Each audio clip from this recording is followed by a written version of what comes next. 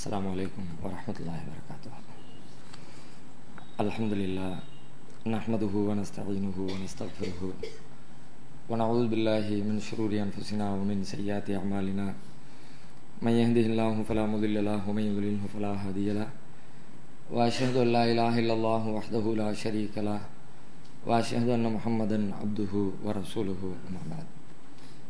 கண்ணியத்திற்குரிய அல்லாஹ்வின் நல்லடியார்களே, அண்ணல் நபியின் அழகிய வரலாறு என்ற இந்த தொடரில் நேற்றைய தினம் இறுதியாக நபிகள் நாயகம் ஸல்லல்லாஹு அலைஹி வஸல்லம் அவர்கள் மதீனாவிற்கு வந்த பிறகு மஸ்ஜிது நபவியை கட்டுவதற்கு தீர்மானித்து அந்த பணியினை எப்படி மேற்கொண்டார்கள், மஸ்ஜிது நபவியிலே ஏற்படுத்தப்பட்டிருக்கிற மாற்றங்கள் என்னென்ன என்பது குறித்த தகவல்களை இறுதியாக நாம் பார்த்திருக்கிறோம். அதில் சொல்லப்பட்ட செய்திகளுக்கான ஆதார எண்கள் புகாரியில் 2325, 3780, 3906, 3581, 442 ஆகிய இலக்கங்களில் நேற்றைய தினம் சொல்லப்பட்ட செய்திகளுக்கான ஆதாரங்கள் பதிவு செய்யப்பட்டிருக்கிறது. அடுத்ததாக நபிகள் நாயகம் ஸல்லல்லாஹு அலைஹி வஸல்லம் அவர்கள் மதீனாவிலே மேற்கொண்டிருக்கிற வரலாற்று சிறப்பு மிகுந்த இன்னொரு நிகழ்ச்சி, வெளியூரிலிருந்து கூட்டம் கூட்டமாக திடீரென ஒரு சின்னஞ்சிறிய கிராமத்திற்குள்ளே நூற்றுக்கணக்கான முஹாஜிர்கள் குடியேறியவுடன் அவர்களுக்கான பொருளாதார தேவையை, வாழ்வாதாரத்தை சீரமைப்பதற்கு உரிய ஏற்பாடுகளை நபி அவர்கள் மேற்கொள்கிறார்கள். அதுதான் சகோதரர்களாக பிணைத்து விடுதல் என்று வரலாற்றிலே நாம் படிக்கிறோம். முஹாஜிர்களாக வந்தவர்களையும் மதீனத்து அன்சாரிகளையும் ஒருவரோடு ஒருவர் இணைத்துவிட்டு, நீங்கள் இரத்த பந்தங்களை போன்று, நிஜமான உறவுகளை போன்று, உங்களில் ஒருத்தர் இறந்துட்டார்னா அவருடைய சொத்துக்கு ஒரு வாரிசாவார் அப்படிங்கிற அளவுக்கு ரெண்டு பேரும் ரெண்டரை கலந்தவர்களாக நீங்கள் உங்கள் வாழ்க்கையை அமைத்து கொள்ள வேண்டும் என்கிற கோணத்தில் சகோதரர்களாக ஆக்கக்கூடிய ஒரு வேலையை ரசூல் ஸல்லல்லாஹு அலைஹி வஸல்லம் செய்கிறாங்க. ஒரு மிகப்பெரிய ராஜதந்திரமான ஒரு முடிவு.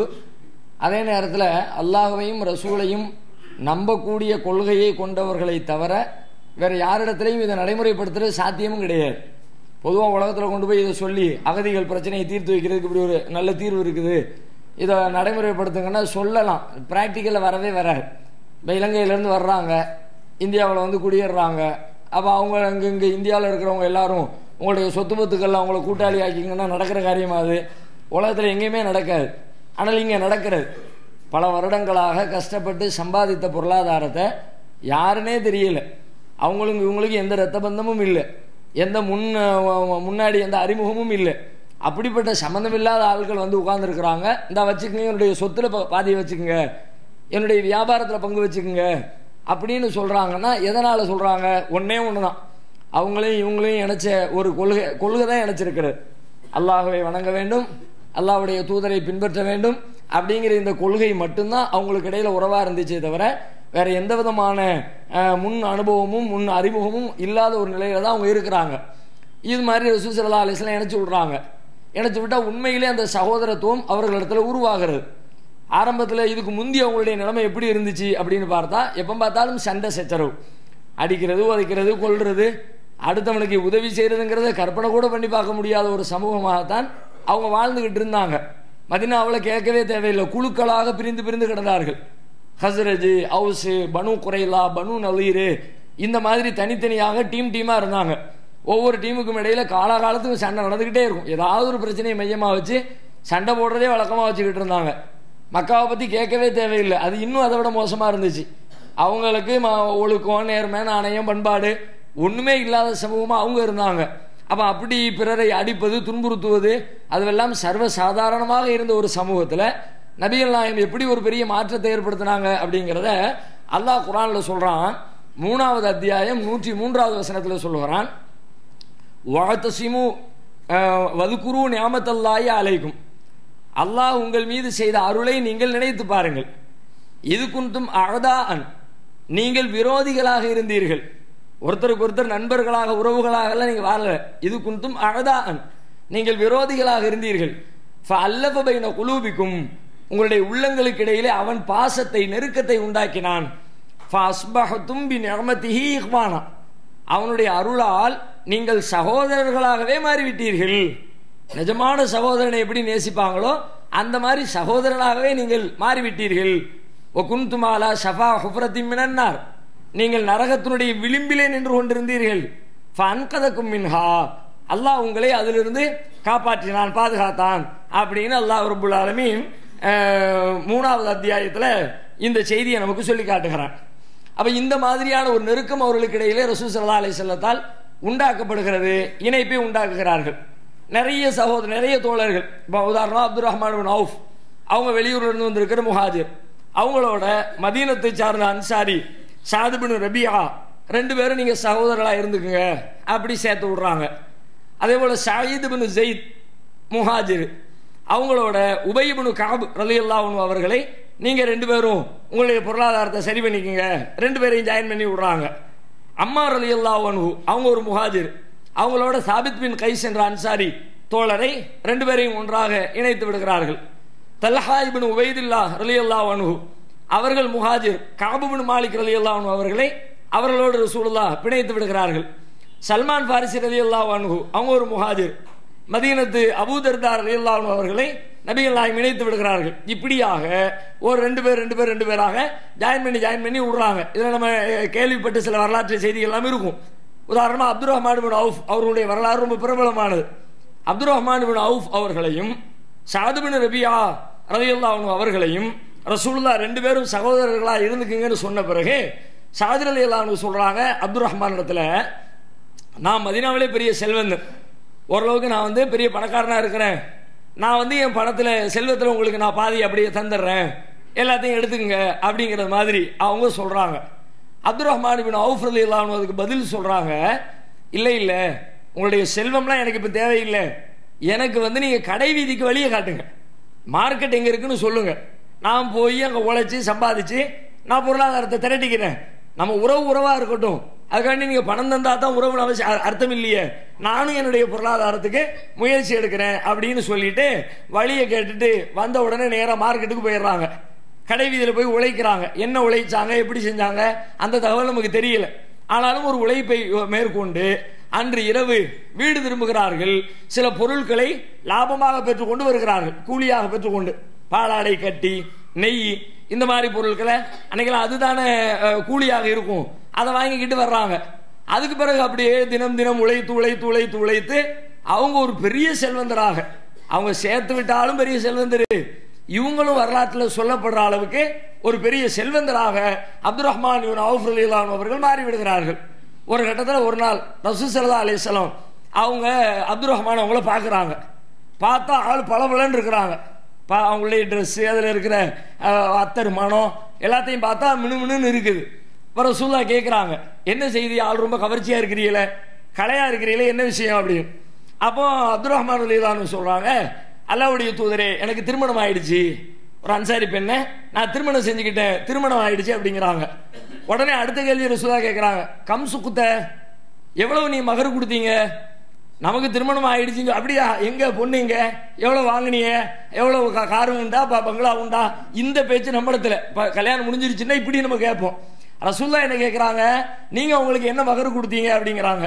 அப்ப அவங்க சொல்றாங்க, நவாத்தின் தஹப், ஒரு பேரிச்சங்கொட்டையின் அளவிற்கு தங்கத்தை மகராக கொடுத்து மதீனாவுக்கு கொஞ்ச காலத்துல திருமணம் முடிக்கிறாங்க. திருமணம் முடிக்கிற பொழுது ஒரு தங்கத்தை மகர் கொடுக்கிற அளவிற்கு, தங்க கட்டி ஒன்றை மகர் கொடுக்கிற அளவிற்கு அவர்களுடைய செல்வம் பெருகி இருக்கிறது. அதுக்கு பிறகு இன்னும் அவங்க அல்லாஹ் அவங்களுக்கு பரக்கத் செஞ்சா பெரிய செல்வந்தர்களாக மாறிவிட்டார்கள். இது அந்த அவர்களுடைய அந்த சகோதரத்துவ பிணைப்பிலே உள்ள ஒரு நிகழ்ச்சி, வரலாற்று செய்தி. இந்த காலம் ஓடிக்கிட்டே இருக்கு. இதுல கூட நீங்க நல்லா கவனிக்கணும், வெளியூர்ல இருந்து வரக்கூடியவர்களுடைய எண்ணிக்கை நாளுக்கு நாள் அதிகரித்து கொண்டே இருக்கிறது. பெருக பெருக பெருக எவ்வளவு பேர் தான் சேர்த்து விட முடியும்? ஒட்டுமொத்தமா வெளியூர்ல இருந்து வந்த எல்லாத்தையும் ஊர்ல இருக்கிற எல்லாரோடையும் சேர்த்து விட முடியாது. ஏன்னு கேட்டா அவங்களுக்கு ஒரு கெப்பாசிட்டி இருக்கணும்ல. இப்ப நீ அவங்களுக்கு பொருளாதாரத்தை கொடுங்கன்னு சொன்னா இருக்கிறவர் கொடுக்கறதுக்கு வசதி உள்ளவரா இருக்கணும்ல. வசதி இல்லாத அவரே சோத்துக்கு வெளியில உட்கார்ந்து இருக்க நேரத்தில் உன் சோத்து பங்கு கொடுப்பானா எங்க இருந்து கொடுப்பாரு? நானே கையேந்திட்டு உட்கார்ந்துட்டு இருக்கேன், இவருக்கும் சேர்த்து நான் கையேந்தவா? அது சாத்தியப்படாது. ஒரு ஊர்ல ஒரு 100 பேர் இருக்கிறாங்கன்னு சொல்லி சொன்னா ஒரு 30-40 பேர் ஷேர் பண்ணிக்கிற வாய்ப்பு இருக்கும். ஒரு 50 பேருக்கு கூட ஷேர் பண்ணிக்கிற வாய்ப்பு இருக்கும். மீதி 50 பேர் நடுநிலையா இருப்பாங்க, ரொம்ப ஏழையா இருப்பாங்க, அவங்களோட எல்லாம் சேர்த்து விட முடியாது. இந்த நிலையில முஹாஜிர்களுடைய எண்ணிக்கை அதிகரித்து கொண்டே இருக்கிறது. மக்காவிலிருந்து வந்துகிட்டே இருக்கிறாங்க, அபிசீனியாவுக்கு போனவங்க ரிட்டர்ன் ஆகிக்கிட்டு இருக்கிறாங்க, பக்கத்து ஊர்களில் நாடுகளில் இருக்கிறவங்க ரசூலுல்லாவோட சேர்ந்து இருப்போம்னு சொல்லிவிட்டு அவங்க எல்லாம் அங்கங்க இருந்து கிளம்பி வந்துகிட்டு இருக்கிறாங்க. அப்ப இந்த மாதிரி எண்ணிக்கை பெருகி பெருகி பெருகி முஹாஜிர்களுடைய எண்ணிக்கையை, அன்சாரிகளுடைய எண்ணிக்கையை விட, மதீனத்து வாசிகளுடைய எண்ணிக்கையை விட வெளியூர்காரர்களுடைய எண்ணிக்கை அதிகரித்து கொண்டே போகிறது. அவங்களுக்கு வேற வழியே இல்லை, என்ன பண்றது, வந்துகிட்டே இருக்கிறாங்க. இப்ப இந்த காலத்துல ஆனால் திடீர்னு ஏதாவது ஒரு தொழிலை உண்டாக்கலாம். அந்த காலத்தில் அப்படி எல்லாம் தொழில் துறைகள் உண்டாக்க முடியாது. ஒரு தொழிற்சாலை ஃபேக்டரியை உண்டாக்கி நீங்க பொருளை தயார் பண்ணுங்க அப்படியெல்லாம் இன்னைக்கு உண்டாக்கிற முடியும். ரசூலுல்லாஹ் காலத்தில் அதுக்கெல்லாம் வாய்ப்பு கிடையாது. என்னது பெருசா தயாரிச்சிட முடியும்? விவசாயம் தான். விவசாயத்தை தாண்டி வேற ஒன்றும் இருக்காது. ஆடு மாடு வளர்ப்பு, ஆடு மாடு வளர்த்தாலும் கூட அவங்க லோக்கல்ல எவ்வளவு தேவை இருக்குதோ அவ்வளவுக்கு தான் வளர்க்க முடியும். ரொம்ப எக்ஸ்போர்ட்லாம் கிடையாது. சரிங்க நம்ம வளர்த்து பேக் பண்ணி வெளிநாட்டுக்கு அனுப்பிடுவோம் அப்படியெல்லாம் சொல்ல முடியாது. அப்படிப்பட்ட காலத்தில் என்ன செய்யறது? ஒன்றும் வழி இல்லை. வழி இல்லாதவர்களை ரசூல் ஸல்லல்லாஹு அலைஹி வஸல்லம் அவர்கள் நீங்க மஸ்ஜிது நபவியிலேயே தங்கிருங்க, அங்கேயே நீங்க தங்கிருங்கிறாங்க. அவங்க தான் வரலாற்றில் அஸ்ஹாபு சுஃபா, திண்ணை தோழர்கள் என்று அழைக்கப்படுறாங்களே அவங்க தான். அவங்களுக்கு வேற வீடு வாசல் கிடையாது, யாரும் அவர்களை சகோதரர்களாக கூட்டிட்டும் போகல, அவங்களுக்கு தொழில் துறையும் இல்லை, வருமானத்துக்கு வழியும் இல்லை. ஆனால் ரசூலுல்லாஹ்வை தேடி வந்துட்டாங்க. வந்து எப்படி இருக்கிறாங்க? மஸ்ஜிது நபவியில தங்குறாங்க. அங்க இருக்கிற வெளியில இருக்கிற ஒரு ஓலை குடிசை சாய்ப்புல அந்த இது போட்டாங்கல்ல, செட்டு போட்டாங்கல்ல, மேல ஈத்த நார வச்சு போட்டாங்கல்ல. குபிலா மாறுகிற நேரத்தில் இந்த சைடு ஆரம்பத்தில் போட்ட அந்த மேற்கூரை அப்படியே இருந்துச்சு, அதுக்கு கீழே தங்கிக்கிட்டாங்க. குபிலா முதல்ல பாலஸ்தீன பக்கம் இருந்துச்சு, அதுக்கு பிறகு காபாவை நோக்கி மாறுச்சுல்ல, மாறும் பொழுது எக்ஸ்ட்ரா அந்த பக்கம் ஒரு கூரையை போட்டாங்க. இது பழைய கூரை இப்படி இருந்துச்சு, பழைய கூரைக்கு கீழே தங்கிக்கிட்டாங்க. அந்த கூரைக்கு கீழே இருக்கிற பகுதி தான் திண்ணை என்று வரலாற்றிலே சொல்லப்படுகிறது. அவங்க அங்கேயே தங்கிக்கிட்டாங்க, வேற வழி கிடையாது. ஆனா இவர்கள் எல்லாம் வந்து தங்குறாங்களே, அவங்களுடைய வாழ்க்கை நிலைமை எப்படி இருந்துச்சுன்னு பார்த்தால் உண்மையிலே நிதானமாக கருத்து ஊன்றி அவர்களுடைய வரலாற்றை படிக்க ஆரம்பித்தால் கலங்காத கண்களும் கலங்கியே தீரும். எப்படி ஒரு கஷ்டம், இப்படி ஒரு துன்பம், இப்படியான ஒரு வாழ்க்கை. இன்னும் சொல்ல போனா ஏன் இந்த துன்பம்? அவர்கள் எல்லாம் பிறவியில ஏழைகளா? அவர்களுக்கு என்று வீடு வாசல் இல்லாத அனாதைகளா? எல்லாருக்கும் எல்லாம் இருந்துச்சு. மக்கால இருந்து வந்தாங்களே, அவங்களுக்கு என்ன வீடு வாசல் இல்லாமலா இருந்தாங்களே? எல்லாத்துக்கும் வீடு இருந்துச்சு, தொழில்துறை இருந்துச்சு, அவங்களுக்குன்னு ஒரு குடும்ப பின்னணி இருந்துச்சு. எல்லாத்தையும் விட்டு புட்டு அல்லாஹ்காண்டி வந்தாங்க, மார்க்கத்துக்காண்டி வந்தாங்க. மார்க்கத்தை நான் கடைபிடிக்கணும் அப்படின்றதுக்காக வேண்டி எல்லாத்தையும் இழந்துட்டு வந்து நிற்கிறாங்க. இப்போ அவங்களை எல்லாம் நினைக்கும் போது நமக்கே வெக்கமா இருக்கிறது. நமக்கு அல்ல எவ்வளவு வாய்ப்புகளை கொடுத்துருக்குறான், ஆனா நாம என்ன பண்றோம்? மார்க்கத்தை மீறுகிற காரியங்களை சர்வசாதாரணமா செய்யணும். ஒரு தொழில் லாபம் கிடைக்கணும், பொய் பேசணுமா? பரவாயில்ல, பொய் பேசினா தான் எனக்கு லாபம் கிடைக்கும்னா பொய் பேசிக்கிறேன். பேங்க்ல கொண்டு பணத்தை போட்டுட்டு வட்டியை வாங்கி, பேங்க் வட்டி ஹலால், பிரச்சனை இல்லை. என்னமோ நம்மளா ஒன்று பத்துவாவை அள்ளி விட்டுக்கிட்டு மார்க்கத்தினுடைய வரம்புகளை மீறக்கூடிய மக்களை அதிகமாக பார்க்கிறோம். ஆனால் துவக்க காலத்தில் இந்த இஸ்லாத்திற்காக வேண்டி, அல்லாஹ்விற்காக வேண்டி அர்ப்பணித்து வந்த நபித்தோழர்களுடைய வாழ்க்கை என்பது அவ்வளவு ஏழ்மை என்று சொன்னால் வார்த்தைகளில் வர்ணிக்க முடியாத ஒரு ஏழ்மை. அபூ ஹுரைரா ரலியல்லாஹு அன்ஹு, அந்த அஸ்ஹாபு சுஃபால உள்ள ஆள்லாம் அவங்களும் ஒரு ஆள். அபூ ஹுரைரா சொல்றாங்க, நாங்கள் எந்த அளவுக்குன்னு கேட்டா எங்களுக்கு யாராவது வெளியில இருந்து கொடுத்தா தான் உண்டு. வெளியில இருந்து யாராவது விருந்து கொண்டு வந்து கொடுப்பாங்க. ரசூலுல்லாஹ் வீடு பக்கத்திலே இருந்ததுனால ரசூலுல்லாஹ் வீட்டுக்கு வந்துகிட்டே இருக்கும், ஏதாவது வரும், நண்பர்கள் கொடுத்து விடுவாங்க. ரசூலுல்லாஹ் வீட்டுக்கு ஏதாவது தர்ம பொருள் வந்தால் உடனே இந்த பக்கம் திருப்பி விட்டுருவாங்க. ஏன்னா ரசூலுல்லாஹ் தர்மங்களை சாப்பிட மாட்டாங்க தானே, தர்ம பொருளை இங்கே திருப்பி விட்டுருவாங்க.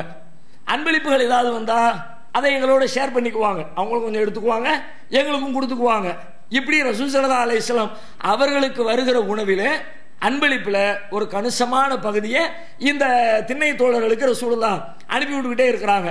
யாராவது திடீர்னு விருந்துக்கு கூப்பிடுவாங்க, அந்த விருந்தை வச்சு வயிற்றை நிறைச்சிக்குவாங்க. இப்படியே வண்டி ஓடுகிற அபூ ஹுரைரா ரலியல்லாஹு அன்ஹு சொல்றாங்க, சில நாட்களில் நபிகள் நாயகம் ஸல்லல்லாஹு அலைஹி வஸல்லம் எங்களுடைய உணவுக்காக பேரித்தம்பழங்களை தருவார்கள்.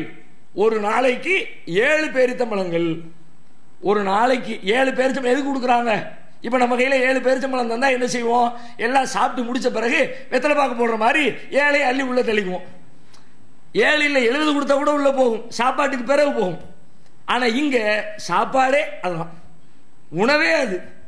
கொஞ்சம் கற்பனை பண்ணி பாருங்க, நகைச்சுவையா சொல்லுவாங்க சில பேர். சுகர் பேஷண்ட்டை டாக்டர் சொன்னாராம், இனிமே நீங்க நைட்டு 2 கோதுமை ரொட்டி திங்கணும், சாப்பாட்டுக்கு முந்தியா சாப்பாட்டுக்கு பிந்தியான்னு கேட்டாங்க. இது நமக்கு உள்ள நிலவரம். ஆனால் ரசூலுல்லாஹ் காலத்தில் வெறும் 7 பேரித்தம்பழங்களை பங்கு வைத்து கொடுத்து விட்டு ஒரு நாளின் உணவு 7 பேரித்தம்பழம் எப்படி இருக்குன்னு கற்பனை பண்ணி பாருங்க. வயிறு நிறையுமா அது? இப்படி சொல்றாங்க. இந்த செய்தி புகாரியில் நாம அபூ ஹுரைரா அவர்கள் அறிவிக்கக்கூடிய செய்தியாக பார்க்கிறோம். அதே மாதிரி புகாரி அபூ ஹுரைரா சொல்றாங்க, நான் திண்ணை தோழர்கள் 70 பேரை பார்த்திருக்கிறேன். ரஅய்து 70 மின் அஸ்ஹாபி சுஃபா, திண்ணை தோழர்கள் 70 பேரை நான் பார்த்திருக்கிறேன். மா மின்ஹும் ரஜுலுன் அலைஹி ரிதாவுன், அவர்களில் யாருக்கும் மேலாடை இருந்தது கிடையாது. 70 பேர் இருக்கிறாங்க, 70 பேருக்கும் ஒரே ஒரு ஆடை. தொழுகிற நேரத்தில் அந்த ஆடையை கழுத்திலே கட்டிக் கொள்வார்கள். ஏன்னா தொழும்போது தோல் மறைக்கணும்ல, தோல் புஜம் மறைக்கப்படணுன்றதுக்காக வேண்டி அந்த ஆடையை கழுத்திலே கட்டிக் கொள்வார்கள். அவர்களுடைய அந்த கீழ்ப்புறம் எல்லாம் வெளியில் தெரியும், முட்டுக்காலுக்கு வந்து நிற்கும், சில பேருக்கு கணுக்காலுக்கு வந்து நிற்கும்.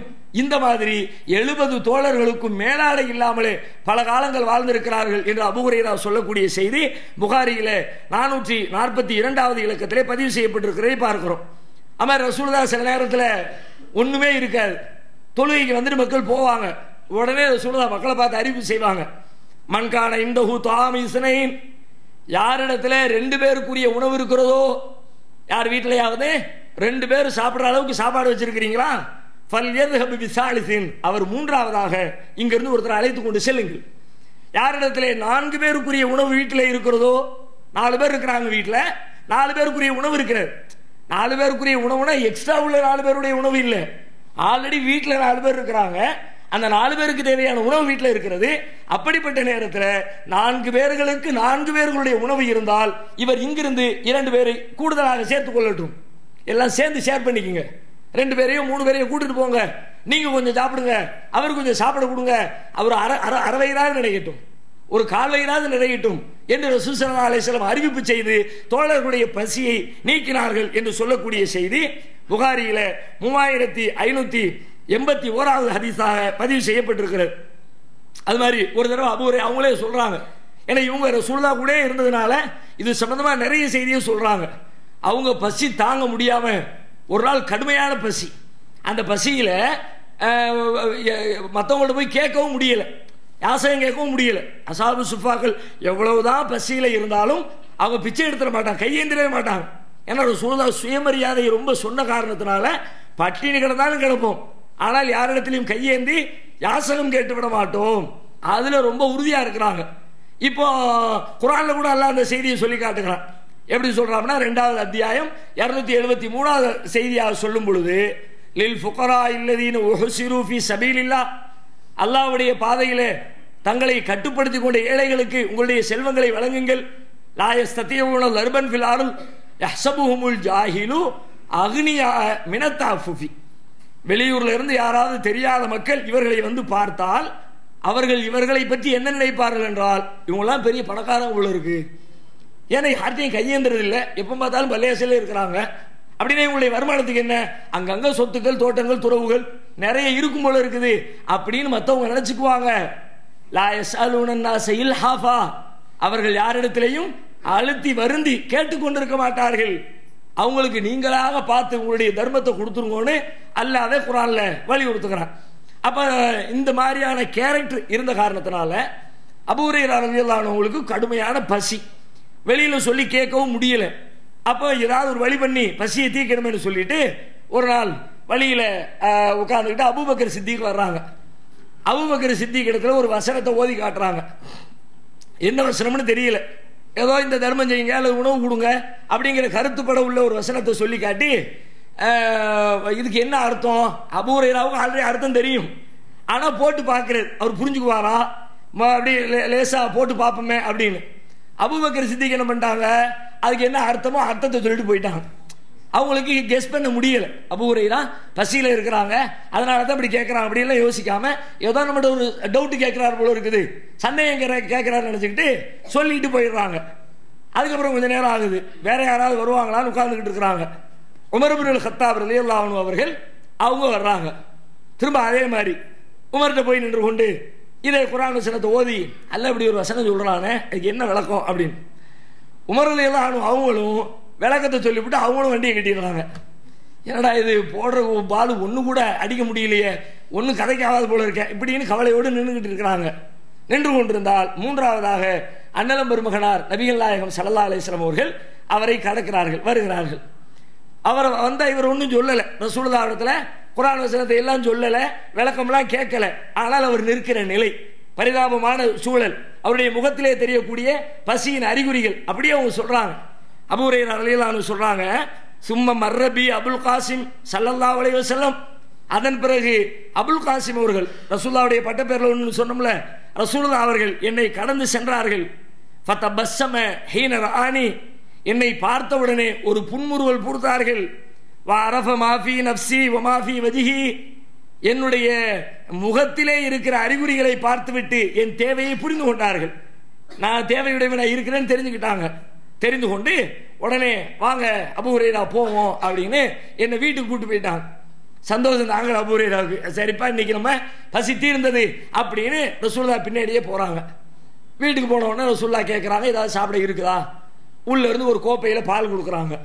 பால் இப்போ தான் வந்துச்சு, ஏதுன்னு கேட்குறாங்க. பால் கொடுத்த உடனே ரசூலுல்லாஹ்க்கு ஆச்சரியமா இருக்கு, நம்ம வீட்டில் பால் இருக்கு, திடீர்னு இந்த நேரத்தில் பால்லாம் இருக்காத, ஏது பால்? இல்லை இந்த வீட்டில் இருந்து வந்துச்சு. அப்படியா? ஒரு கோப்பை பால். அபூ ஹுரைராவுக்கு அப்படியே வயிற்றுல பாலை பார்த்த மாதிரி இருக்குது அந்த பால் கோப்பையை பார்த்த உடனே. இப்போ ரசூலுல்லாஹ் நம்ம கையில் கோப்பையை தரப்போறாங்க, நம்ம வயிறார குடிக்க போறோம் அப்படின்னு நினைக்கிற நேரத்தில் அபூ ஹுரைரா பக்கம் திரும்புறாங்க. ரசூலுல்லாஹ், அபூ ஹுரைராவே நீங்க போய் தோழர்கள் எல்லாத்தையும் கூட்டிட்டு வாங்கன்றாங்க. அபூ ஹுரைராவுக்கு பக்குன்னு ஆயிருது.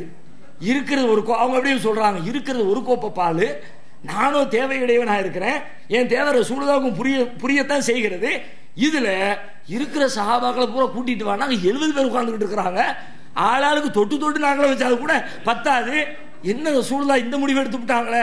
ஆனாலும் வேற வழி இல்லை, அல்லாஹ்வுடைய தூதர் சொல்லிவிட்டாங்க, பதிலாம் பேச முடியாது, நேரா போயிடுவோம் அப்படின்னு போய் இருக்கிற தோழர்களை எல்லாம் அழைத்து கொண்டு வந்து விட்டார்கள்.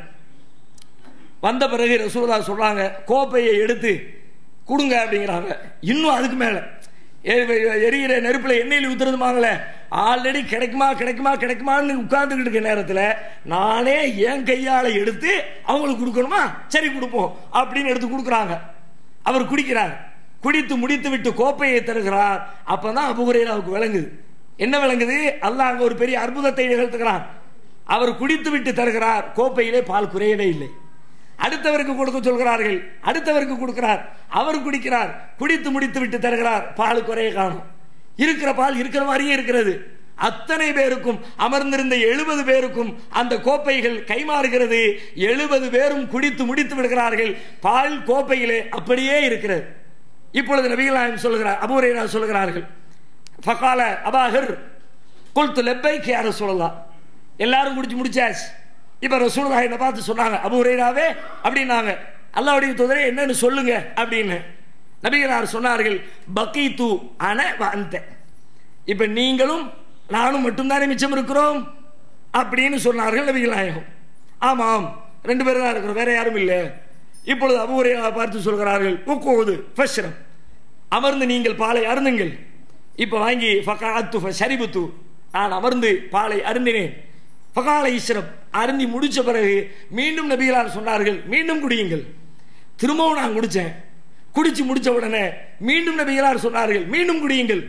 திரும்ப திரும்ப திரும்ப நபிகள் நாயகம் குடி குடி என்றார்கள். நானும் குடித்து கொண்டே இருந்தேன். ஒரு கட்டத்தில் லா வல்லதி பாசகபில் ஹக்கு, ஒரு கட்டத்தில் அபூ ஹுரைரா சொல்கிறார்கள், இல்லை அல்லாஹ்வுடைய தூதரே, உங்களை சத்தியத்தை கொண்டு அனுப்பிய இறைவன் மீது சத்தியமிட்டு சொல்கிறேன், மா அஜிதிலஹு மஸ்ரக்கன், இனிமே உள்ள போறதுக்கு ஒரு சொட்டு கூட இடம் இல்லை, ஃபுல்லா நிறைஞ்சிருச்சு, பாத்திரம் ஃபுல்லா ஆயிடுச்சு, உள்ளே பால் செல்வதற்கு எந்த இடமும் இல்லை, வழியும் இல்லை என்று நான் சொன்னேன். சொல்லிவிட்டு என்னுடைய பால் கோப்பையை நபிகளாரிடத்திலே கொடுத்தேன். அவர்கள் அதை வாங்கினார்கள். ஃபஹமிதல்லாஹ, அல்லாஹ்வை புகழ்ந்தார்கள். ஓ சம்மா, பிஸ்மில்லா சொன்னார்கள். ஓ ஷர்பல் ஃபல்லா, மிச்சம் இருக்கிற பாலை நபிகள் நாயகம் ஸல்லல்லாஹு அலைஹி வஸல்லம் அவர்கள் குடித்து முடித்தார்கள். அப்போ ஒரு கட்டத்தில் சஹாபாக்களுடைய பசி எல்லை மீறுகிற பொழுது அல்லாஹ் தன்னுடைய அருளால் ஒரு அற்புதத்தை நிகழ்த்தி காட்டி அந்த அற்புதத்தின் வழியாக அந்த தோழர்களுடைய பசியை நீக்க வேண்டிய அளவிற்கு ஒரு சூழல் ஏற்பட்டிருக்கிறது என்பதை நாம் பார்க்கிறோம். இந்த செய்தி புகாரியிலே 6452வது ஹதீஸாக பதிவு செய்யப்பட்டிருக்கிறதை பார்க்கிறோம். அதே போல ஒரு நாள் நபிகள் நாயகம் ஸல்லல்லாஹு அலைஹி வஸல்லம் அவர்கள் வீட்டை விட்டு ஒரு நண்பகல் நேரத்திலே வெளியிலே வருகிறார்கள். கடுமையான வெயில் அடிக்கிற நேரம், எல்லா மக்களும் நடமாடுகிற நேரம் இல்லை. அப்படிப்பட்ட ஒரு நேரத்தில் ரசூலுல்லாஹ் வெளியே வர்றாங்க. வெளியே வந்தால் வெளியே அபூபக்கர் சித்திக் அவர்களும் உமர் இப்னு கத்தாப் அவர்களும் நின்று கொண்டிருக்கிறார்கள். பார்த்த உடனே ரசூலுல்லாஹ் கேட்கிறாங்க, என்ன இந்த நேரத்தில் யாரும் வெளியே வர்றதில்லையே, சம்பந்தமில்லாத நேரத்தில் வந்து நிற்கிறீங்களே, என்ன செய்தி? அப்பொழுது இரண்டு பேரும் கோரசா பதிலளிக்கிறார்கள், அல் ஜூ யா ரசூலுல்லாஹ், அல்லாஹ்வுடைய தூதரே பசி இருக்க முடியல, எத்தனை நாள் பசியோ தெரியல, சாப்பிட்றதுக்கு ஒண்ணுமே கிடைக்கல, வீட்டுக்குள்ள உட்கார முடியல, பசியினால் வீட்டை விட்டு வெளியிலே வந்து நிற்கிறோம். அவர்கள் இரண்டு பேரும் சொல்லி முடித்த உடனே நபிகளார் சொல்கிறார்கள், வல்லதி நப்சி பியதிஹி, என் உயிர் எவன் கையில் இருக்கிறதோ அவன் மீது சத்தியமாக சொல்கிறேன், லா அக்ரஜனி அல்லதி அக்ரஜகுமா, உங்கள் இருவரையும் எது வெளியேற்றியதோ அதுதான் என்னையும் வெளியேற்றியது. நானும் பசியினால் தான் வீட்டுக்குள்ள உட்கார்ந்துருக்க முடியல, தூக்கம் வரல, கடுமையான பசி, வீட்டை விட்டு நான் வெளியே வந்துட்டேன் அப்படின்னு மூணு பேரும் பேசி கடைசியில வேறொரு நபித்தோழருடைய வீட்டுக்கு சென்று, அவர் ஏற்கனவே அழைத்திருந்தார், ரசூலுல்லாஹ்வை விருந்துக்கு அழைத்திருந்தார், அவருடைய வீட்டுக்கு சென்று அந்த மூன்று பேரும் பசியாறி விட்டு வந்தார்கள் என்ற செய்தியை புகாரியிலே 5434வது ஹதீஸாக பதிவு செய். இப்படி எக்கச்சக்கமான ஒன்று ரெண்டு இல்லை, இதை மட்டுமே நீங்க படிக்க ஆரம்பிச்சா எத்தனை துன்பங்களை, வறுமையில, உடையிலே, இருப்பிடத்திலே, உணவிலே, ஒவ்வொன்றிலேயும் அவர்கள் பட்ட கஷ்டங்கள் கொஞ்ச நஞ்சமில்லை. ஒரு சஹாபி சொல்கிறார், வெள்ளிக்கிழமை வந்துருச்சுன்னா எங்களுக்கு ரொம்ப சந்தோஷமா இருக்கும். ஏன் வெள்ளிக்கிழமை ரொம்ப சந்தோஷம்? அன்னைக்கு எங்களுக்கு காலை உணவு கன்ஃபார்ம்.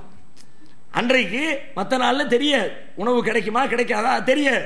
வெள்ளிக்கிழமை எங்களுக்கு காலை உணவு கன்ஃபார்ம். எப்படி கன்ஃபார்ம்?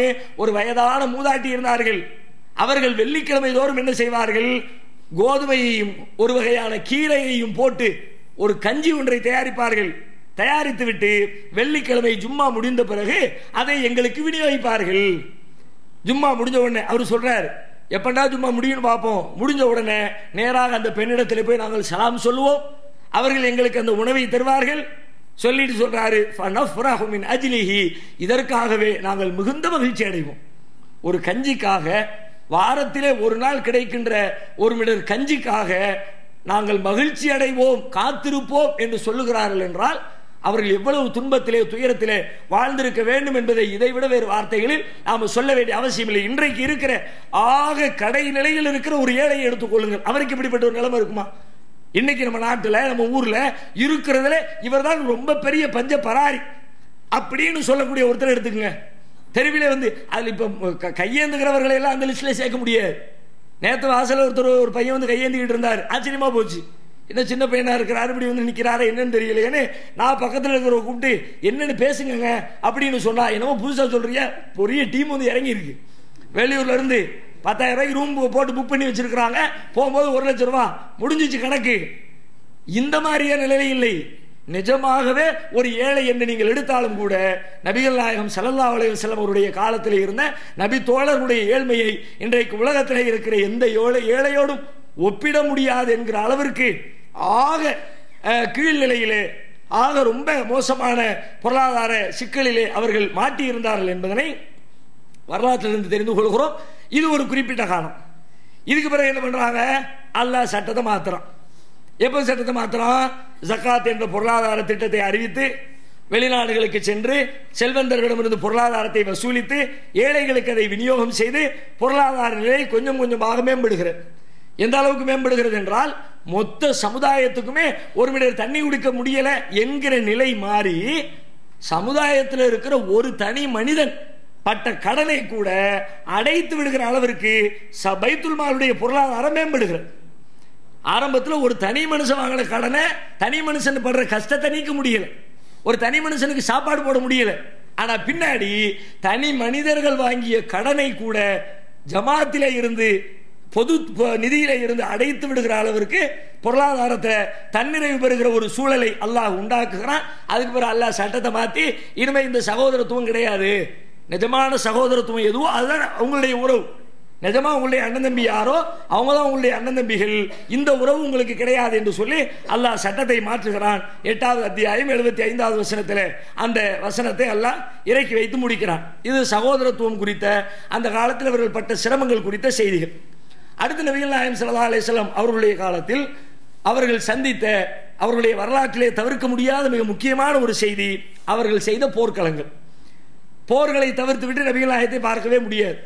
அதுவும் மதீனாவிலே இருக்கிற 10 ஆண்டு கால வாழ்க்கை போர் போர் போர் என்று காலம் முழுக்க போரிலேயே கிளைகிறது. அதில் ஒரு பெரிய ஆச்சரியம் என்ன அப்படின்னு பார்த்தால், எத்தனை போர்களை நபிகள் நாயகம் வெறும் 10 ஆண்டுகளில் சந்தித்து பல தோழர்களை இழந்து பல இழப்புகளை சந்தித்து அவர்கள் 10 ஆண்டு காலம் வாழ்ந்திருக்கிறார்கள். ஆனால் இந்த போர்கள் நபிகள் நாயகத்தினுடைய அன்றாட வாழ்க்கையை எந்த வகையிலும் பாதிக்கவே இல்லை. நம்ம வீட்டில் ஒரு கல்யாண நிகழ்ச்சி நடந்தா போதும், நம்முடைய அன்றாட நிகழ்ச்சிகள்ல நிறைய கட்டா போயிடும். ஒரு சாதாரண ஒரு திருமணம், பையனுக்கு திருமணம் மகளுக்கு திருமணம் அப்படின்னாலே அதுவே நம்முடைய பல நாள் அன்றாட வாழ்க்கையை பாதிக்கும். வீட்டில் ஒரு மரணமா பல நாட்களுக்கு நினைச்சுக்கிட்டே இருப்போம், பேசிக்கிட்டே இருப்போம். தகப்பனார் இறந்துட்டாங்க, மனைவி இறந்துட்டாங்க, பிள்ளை இறந்துட்டாங்க, பல நாட்களுக்கு பல வருடங்களுக்கு அது குறித்த பேச்சுக்கள் ஓடிக்கொண்டே இருக்கும், நம்மளை அது பாதிக்கும். ஆனால் நபிகள் நாயகம் ஸல்லல்லாஹு அலைஹி வஸல்லம் அவர்கள் 10 வருட காலத்தில் நிஜமான போர்க்களத்தில் எதிரிகளை சந்தித்து வாளை தூக்கி அவர்களோடு சண்டையிட்டு பல தோழர்களை இழந்து அப்படிப்பட்ட ஒரு சூழல் இருந்தாலும் கூட அவர்கள் சாதாரணமாக எல்லாம் அல்லாஹ்வுடைய நாட்டம். அதில் நம்ம பெரிய அழுது புலம்பி நம்ம பரபரப்பா காட்டிக்கொண்டு ஒன்றும் நடக்க போறதில்லை அப்படின்னு சர்வ சாதாரணமாக தன்னுடைய வாழ்க்கையை நபிகள் நாயகம் அமைத்திருந்தார்கள்.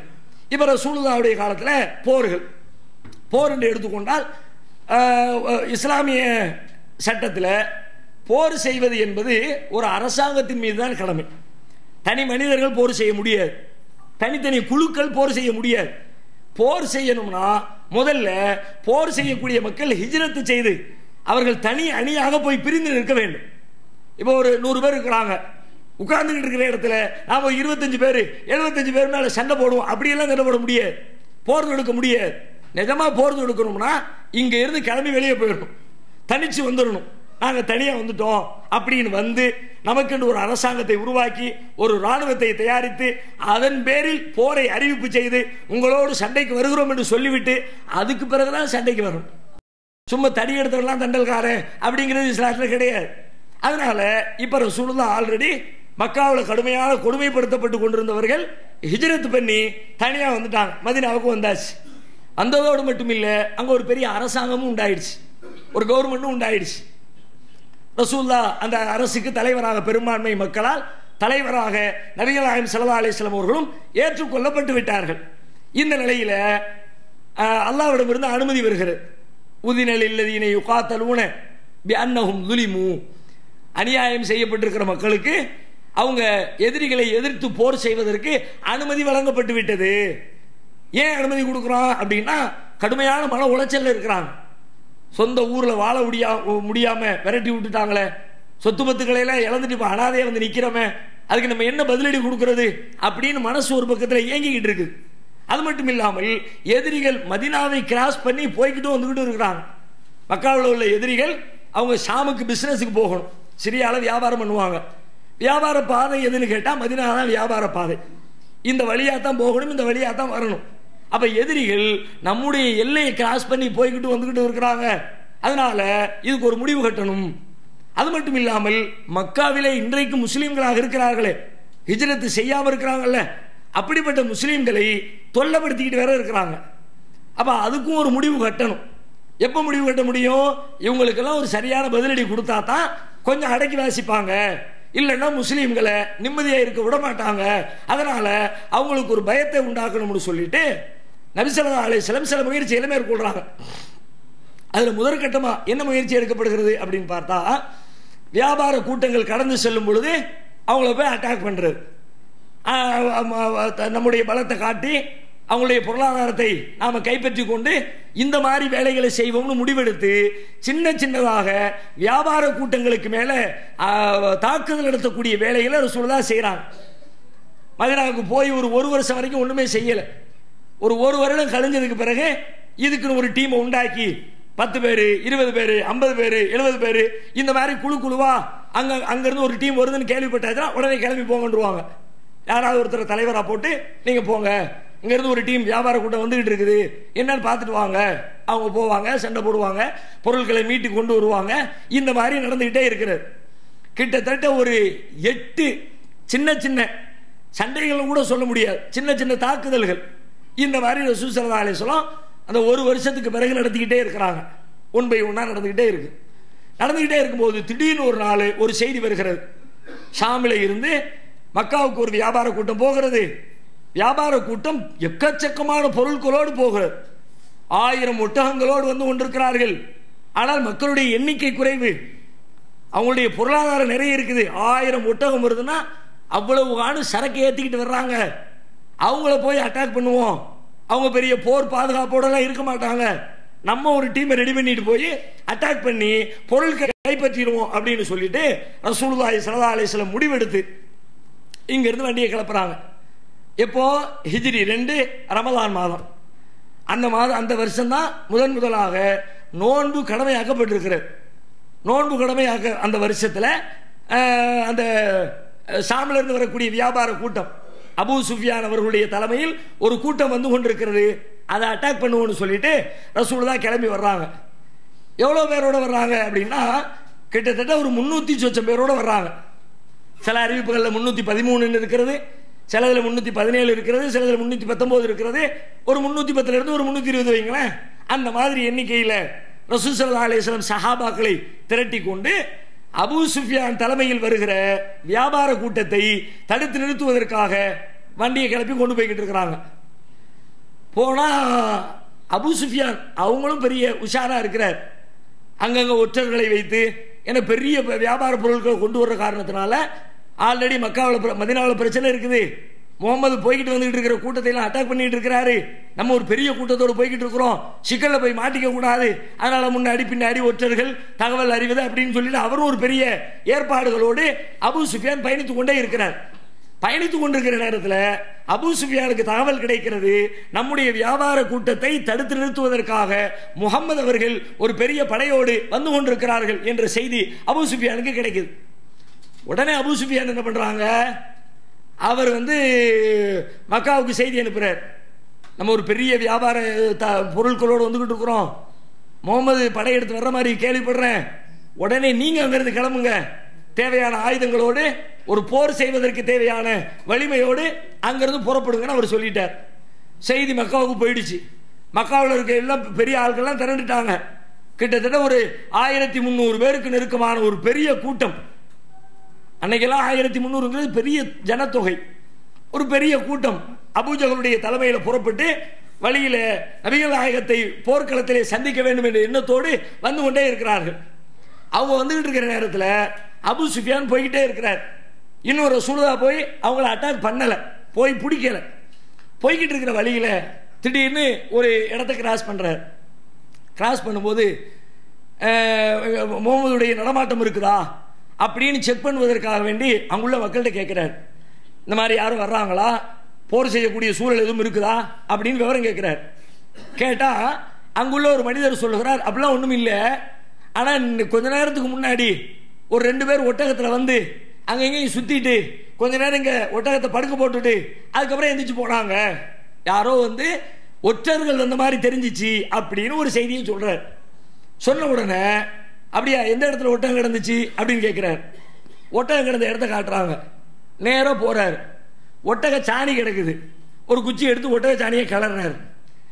ஒட்டக சாணியை கிளறா என்ன கிடைக்கும், நமக்கு ஒண்ணுமே தோணாது நமக்கு. ஆனால் அபூ சுஃபியான் அவர்கள் ஒட்டகச்சாணியை கிளறி உள்ள பார்க்கிறாரு, பேரித்தம்பளம் கொட்டை இருக்கிறது. உடனே அவர் சொல்றாரு, இது மதீனால இருந்து வந்த டீம் தான், முகமதுடைய டீம் தான் வந்திருக்குது, வேற ஆட்களுடைய ஒட்டகம் இல்லை. ஏன்னா மதீனாவில் தான் இந்த மாதிரி பேரிச்சம்பழங்களை எல்லாம் ஒட்டகத்திற்கு உணவாக போடக்கூடிய பழக்கம் இருக்குது.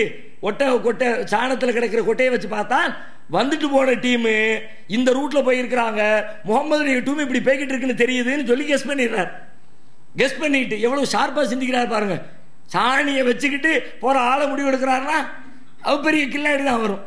அவர் முடிவு எடுக்கிறார். உடனே என்ன பண்றாரு, இந்த ரூட்ல வண்டி போய்கிட்டு இருக்குது, நம்ம ரூட்டை மாத்திருவோம், நம்மளை எதிர்பார்த்து தான் வந்திருக்கிறாங்க, நம்ம வேற ஒரு ரூட்ல போயிருவோம்னு சொல்லிவிட்டு வேற ஒரு பாதையை கண்டறிந்து அவர் கிராஸ் பண்ணி ரசூலுல்லாஹ் கண்ணில் படாம அவர் மக்காவுக்கு போயிட்டார். வண்டி மக்காவை நெருங்கிடுச்சு, தப்பிச்சு வந்துட்டோம் அப்படின்னு தெரிஞ்ச உடனே திரும்ப செய்தி அனுப்புறார். வியாபார பொருட்கள்லாம் பாதுகாப்பா வந்துருச்சு, யாரும் பயப்பட தேவையில்லை, அதனால நீங்க திரும்ப கிளம்பி வாங்க அப்படின்னு செய்தி அனுப்புறாரு. அபூ ஜஹல் அதுக்கு தயாரா இல்லை. வந்ததே வந்துட்டோம், ஒரு கை பார்த்துட்டு போயிருவோம், முகமதை இன்னைக்கு உண்டு இல்லைன்னு ஆக்கிடணும், நம்ம பதிரில் அவரை சந்திச்சே தீரணும் அப்படின்னு சொல்லிட்டு அந்த படையை கூட்டிக் கொண்டு நேராக பதிரை நோக்கி அபூஜஹல் புறப்பட்டு வந்து கொண்டிருக்கிறான். இப்பொழுது நபிகள் நாயகம் ஸல்லல்லாஹு அலைஹி வஸல்லம் அவர்கள் அவங்களுக்கு அந்த செய்தி கிடைக்குது. மக்காவில் இருந்து ஒரு நம்ம படை கைவிட்டு போயிடுச்சு. நம்ம எந்த வியாபார கூட்டத்தை அட்டாக் பண்றதுக்காண்டி வந்தோமோ அந்த கூட்டம் கைவிட்டு தப்பி போயிட்டாங்க. ஆனால் இன்னொரு பெரிய படை 1000க்கும் அதிகமான எண்ணிக்கையில் வீரர்களோடு நம்மை சந்திப்பதற்காக போரிடுவதற்காக வந்து கொண்டிருக்கிறார்கள் என்ற செய்தி நபிகள் நாயகம் ஸல்லல்லாஹு அலைஹி வஸல்லம் அவர்களுக்கு கிடைக்கிறது. இப்ப ரசூலுல்லாஹ் என்ன செய்யறதுன்னு தெரியல. இவங்களை சந்திக்கணுமே, எப்படி சந்திக்கிறது, சந்திக்கவா வேண்டாமா, அல்லது நம்ம பின்னாடி மதீனாவை நோக்கி போயிடுவோமா அப்படின்னு ரசூலுல்லாஹ்வுக்கு ஒரு சின்ன குழப்பம். உடனே சஹாபாக்களை எல்லாத்தையும் கூட்டிட்டு வந்து எல்லாத்தையும் ஒன்றா உட்கார வச்சு ஆலோசனை பண்றாங்க. என்ன செய்யலாம், எதிர்த்து போரிடுவதா அல்லது பின்வாங்கி மதீனாவை நோக்கி திரும்பி விடுவதா அப்படின்னு ஆலோசனை பண்றாங்க. அபூபக்கர் சித்திக் சொல்றாங்க, போயிடுவோம், போய் நேரில் போய் என்னன்னு சந்திச்சிருவோம். அது மாதிரி உமர் ரலியல்லாஹு அன்ஹு சொல்றாங்க, என்ன உண்டு இல்லை பார்த்துட்டு வந்துடுவோம் அப்படிங்கிறாங்க. இப்படி முஹாஜிர்கள் எல்லாம் போரை சந்திப்போம் சந்திப்போம் சந்திப்போங்கிறாங்க. ரசூல் ஸல்லல்லாஹு அலைஹி வஸல்லம் என்ன பண்றாங்க, அவங்க சொல்ல சொல்ல திரும்ப திரும்ப கருத்து சொல்லுங்க கருத்து சொல்லுங்க கருத்து சொல்லுங்கிறாங்க. அவங்க சொல்லிக்கிட்டே இருக்கிறாங்க. ஆனாலும் ரசூலுல்லாஹ் திருப்தி அடையாம கருத்து கேட்டுக்கிட்டே இருக்கிறாங்க. இப்போ ஒரு அன்சாரி சஹாபி எந்திக்கிறார், அல்லாஹ்வுடைய தூதரே நீங்க சொல்றதை பார்த்தா எங்கள் கருத்து என்ன என்று தெரிந்து கொள்ளத்தான் கேட்பதை போல இருக்கிறது. ஏன்னா அந்த டீம்ல அன்சாரிகள் தான் அதிகமா இருக்கிறாங்க. கிட்டத்தட்ட 230 அன்சாரிகள் இருக்கிறார்கள், ஒரு 83 84 முஹாஜிர்கள் இருக்கிறார்கள். அப்போ அன்சாரிகளுடைய கருத்தை கேட்டு முடிவெடுக்கணும் என்பதற்காக ரசூலுல்லாஹ் திரும்ப திரும்ப கேட்கிறாங்க. இப்போ ஒரு சஹாபி எந்திக்கிறார், யாரு, மிக்தாத் இப்னு அம்ர் என்று சொல்லப்படுகிற ஒரு நபித்தோழர் எழுகிறார். எழுந்து சொல்கிறார், அல்லாஹ்வுடைய தூதரே லிமா அராக்கல்லா இம்லி லிமா அராக்கல்லா, அல்லாஹ் உங்களுக்கு எதை சொல்லி இருக்கிறானோ அதை நீங்கள் செயல்படுத்துங்கள். ஃபனஹ்னு மஅக, நாங்கள் உங்களோடு இருக்கிறோம். வல்லாஹி லா நகூலு லக கமா காலத் பனு இஸ்ராயீல் அலி மூசா, அல்லாஹ்வின் மீது ஆணையாக சொல்லுகிறோம், ஒரு காலத்திலேயும் மூசா நபி இடத்திலே பனு இஸ்ரவேலர்கள் சொன்னார்களே அதுபோல நாங்கள் சொல்லிவிட மாட்டோம். அப்படி எதுவும் பயப்படுறீங்களா? மூசா நபி இடத்துல என்ன சொன்னாங்க, கடலை கடந்து பனு இஸ்ரவேலர்களை காப்பாற்றி கொண்டு வந்து மூசா நபி விட்டுட்டாங்க. இப்போ அல்லாஹ் சொல்றான், பக்கத்தில் ஒரு ஊர் இருக்குது, அந்த ஊர்ல சில அநியாயக்கார மக்கள் இருக்கிறாங்க, பாதிக்கப்பட்ட மக்கள் சில பேர் இருக்கிறாங்க, நீங்க போய் அவங்களோட சண்டையிட்டு அந்த மக்களுக்கு ஒரு சுதந்திரத்தை வாங்கி கொடுங்க அப்படின்னு அல்லாஹ் சொல்றான். இப்போ இந்த மக்களை என்ன செய்யணும், அல்லாஹ் நம்மளை பெரிய அற்புதம் செஞ்சு காப்பாற்றி கடலை பிளக்க வச்சு இவ்வளவு உயிரை காப்பாற்றி கொண்டு வந்திருக்கிறான், அல்லாஹ்வுடைய கட்டளைக்கு கீழ்ப்படியணும்னு வரணும்ல. அவனு என்ன சொல்றாங்க பனு இஸ்ரவேலர்களா, யா மூசா இத்ஹபு அன்த வ ரப்புக ஃபகாத்திலா, மூசாவே நீங்களும் உங்கள் இறைவனும் போய் சண்டை போடுங்க. இன்னா ஹாகுனா காயுதும், நாங்கள் இங்கேயே உட்காந்துருக்கோம், சண்டைக்கெல்லாம் வர முடியாது. கூப்பிட்டியா அங்கிருந்து கிளம்பி கூட்டி வந்து நிம்மதியாக வாழை வைப்பீன்னு பார்த்தா வாழை தூக்கு கத்தியை தூக்கி சண்டைக்கு போ, அதுக்கெல்லாம் முடியாது, நீங்க போய் சண்டை போடுங்க. சண்டையெல்லாம் முடிஞ்சு ஜெயிச்சுட்டோம்னு சொன்ன பிறகு நாங்கள் ஊரில் வந்து சேர்ந்துக்கிறோங்கிற மாதிரி திமிரா பேசுறான். இப்போ இதை மேற்கோள் காட்டுறாங்க. மேற்கோள் காட்டி எங்களை அப்படின்னு நினைச்சீங்களா, மூசாவுடைய தோழர்களை போல நினைத்தீர்களா? இந்த வார்த்தையில ஒரு பெரிய வரலாறு இருக்கிறது. நபிகள் நாயகம் ஸல்லல்லாஹு அலைஹி வஸல்லம் அவர்கள் வெறும் 10 ஆண்டுகளில் ஒரு மிகப்பெரிய சாம்ராஜ்யத்தை அமைத்து உலக நாடுகளுக்கெல்லாம் முன்மாதிரியான ஒரு அரசாங்கத்தை உண்டாக்கிவிட்டு சென்றார்கள் என்றால் தனி மனிதராக முஹம்மது என்ற மனிதராக மட்டுமில்லை, அவர்கள் சொல்லுகிற சொற்களுக்கு 100% கட்டுப்பட்டு நடக்கிற ஒரு ராணுவ படையையும் சேர்த்துத்தான் இதை சாதித்திருக்கிறார்கள். அது மாதிரி ஒரு டீம் இல்லைன்னா என்னத்துக்கு ஆகும்? ரசூலுல்லாஹ் ஒன்று சொல்றாங்க, ஆமாமா அப்படின்னு போய்கிட்டே இருந்தா தலைவர் ஒன்று சொல்றாரு, கேட்கறதுக்கு ஆள் இல்லை, இந்த தலைவர் வச்சு என்ன செய்ய, அப்படி ஆயிரும்ல. அது ஸல்லல்லாஹு அலைஹி வஸல்லம் சொன்னா எள்ளுன்னா எண்ணெய் அடிப்பாங்க சஹாபாக்கள். அதான் சொல்றாங்க, எங்களை என்ன மூசா நபி இடத்துல சொன்ன இஸ்ரவேலர் மாதிரி நடிச்சுக்கிட்டீங்களா? அப்படி சொல்ல மாட்டோம், வலாக்கின் என்றாலும் நாங்கள் சொல்லுகிறோம், கேட்டுக்கொள்ளுங்கள். இத்ஹப் அன்த வ ரப்புக ஃபகாத்திலா, நீங்களும் உங்கள் இறைவனும் சென்று போரிடுங்கள். இன்னா மஅகுமா முகாத்திலூன், நாங்களும் உங்களோடு சேர்ந்து போரிடுகிறோம். நீங்களும் போங்க போருக்கு, இறைவனையும் போருக்கு கூப்பிடுங்க, உங்களோடு நாங்களும் சேர்ந்து போருக்கு வருகிறோம். ஃபவல்லதி பாஸக பில் ஹக், உண்மையை கொண்டு உங்களை அனுப்பியவன் மீது சத்தியமிட்டு சொல்கிறேன், லவ் சிறுத்த பினா இலா பர்கல் ஹிமாத் லஜாலதுனா மாக்க, நீங்கள் எங்கள் ஒட்டகங்களை பிடரியில் அடித்து பருக்குல் கிமாதுக்கு ஓடு என்று சொன்னால் ஓடுவதற்கு தயாராக இருக்கிறோம். கடலிலே குதிக்க வேண்டும் என்று கட்டளையிட்டால் குதிப்பதற்கு தயாராக இருக்கிறோம். என்ன செய்யணும் சொல்லுங்க, வேற ஒண்ணும் கிடையாது, சொன்னதை செய்வோம். ரசூலுல்லாஹ்வுக்கு சந்தோஷம். அன்சாரிகளிடமிருந்து வந்த இந்த வார்த்தையை கேட்ட உடனே ரசூலுல்லாஹ்வுக்கு அவ்வளவு பெரிய ஆனந்தம். உடனே படை புறப்படட்டும் பத்ர் களத்தை நோக்கி அப்படின்னு சொல்லிட்டு களத்தை ரசூல் ஸல்லல்லாஹு அலைஹி வஸல்லம் வாகனங்களை பத்ரை நோக்கி புறப்பட செய்கிறார்கள். பத்ரை நோக்கி வாகனங்கள் புறப்படுகிறது. பத்ர் களத்தை நெருங்குகிறார்கள். அங்கே பத்ர் போரை சந்திக்கிறார்கள். எப்படியெல்லாம் அந்த போர் நடந்தது, நபிகளார் என்ன வியூகங்களை வகுத்தார்கள் என்ற செய்திகளை எல்லாம் வரும் நாட்களில் இன்ஷா அல்லாஹ் தொடர்ந்து நாம் பார்க்கலாம்.